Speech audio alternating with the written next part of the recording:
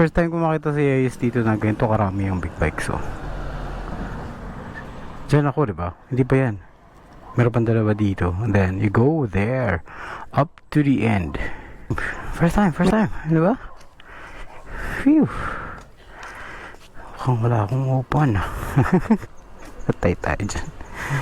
Anyways, dumating ako, nag-alisa na sila agad eh. Ano ba yun? They don't want me. It's not that.